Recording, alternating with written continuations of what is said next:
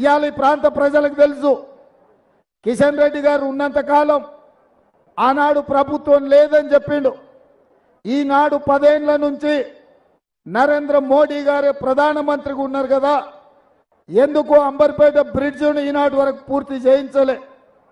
2021లో హైదరాబాదు నగరంలో వరదలు వస్తే ఇటు ట్యాంక్ బండ్ నుంచి అటు మూసీ నది నుంచి నీళ్ళు వచ్చి పేదోళ్ళ బస్తీలల్లో మురికి నీళ్ళు వచ్చి ఇండ్లు తడిసిపోయి, టీవీలు గాలిపోయి, ఫ్రిడ్జ్లు పేలిపోయి, సైకిల్ మోటార్లు కొట్టుకపోయి, ఆటోలు నీళ్ళ మునిగితే అనా పైస కూడా ఈ పేదలకు ఇప్పించలే.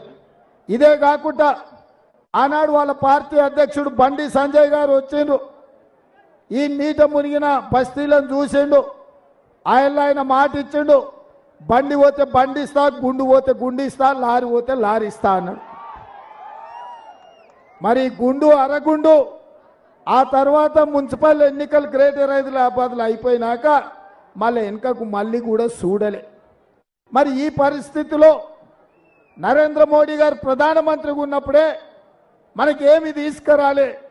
ఇవాళ కిషన్ రెడ్డి గారు మళ్ళోసారి ఎంపీ అయినా ఇంకేదాన్ని అయినా ఈ అంబర్పేట ప్రాంతానికి, ఈ హైదరాబాద్ నగరానికి, ఈ సికింద్రాబాద్ పార్లమెంట్కు ఉపయోగం లేదు.